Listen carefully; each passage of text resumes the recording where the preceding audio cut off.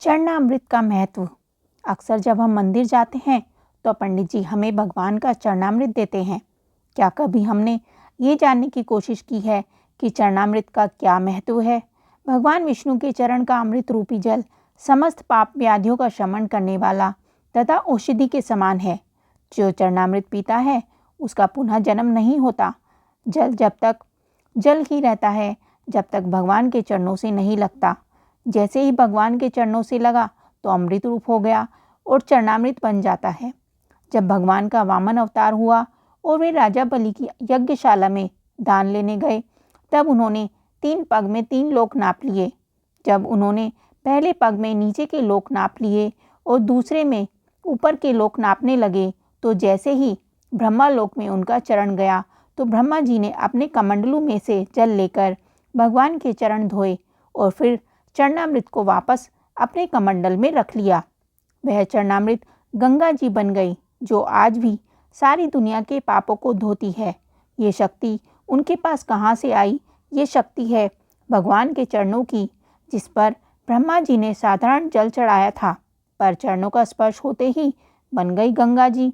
जब हम बांके बिहारी जी की आरती गाते हैं तो कहते हैं, चरणों से निकली गंगा प्यारी, जिसने सारी दुनिया तारी।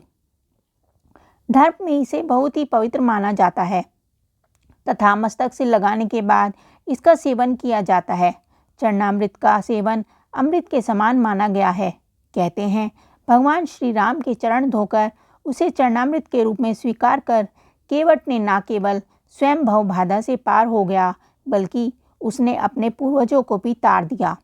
चरणामृत का जल हमेशा तांबे के पात्र में रखा जाता है। आयुर्वेदिक मतानुसार तांबे के पात्र में अनेक रोगों को नष्ट करने की शक्ति होती है, जो उसमें रखे जल में आ जाती है। उस जल का सेवन करने से शरीर में रोगों से लड़ने की क्षमता पैदा हो जाती है तथा रोग नहीं होते। इसमें तुलसी के पत्ते डालने की परंपरा भी है, जिससे इस जल की रोगनाशक क्षमता और भी बढ़ जाती है।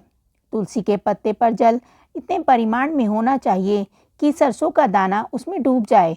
ऐसा माना जाता है कि तुलसी चरणामृत लेने से मेधा, बुद्धि, स्मरण शक्ति को बढ़ाता है। इसलिए यह मान्यता है कि भगवान का चरणामृत औषधि के समान है।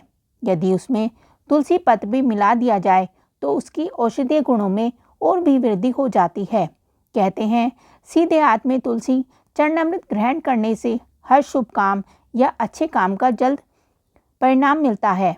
इसलिए चरणामृत हमेशा सीधे हाथ से लेना चाहिए। लेकिन चरणामृत लेने के बाद अधिकतर लोगों की आदत होती है कि वे अपना हाथ सर पर फेरते हैं।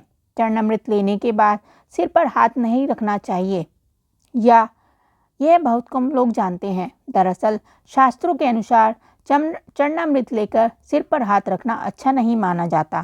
कहते हैं इससे विचारों में सकारात्मकता नहीं बल्कि नकारात्मकता बढ़ती है।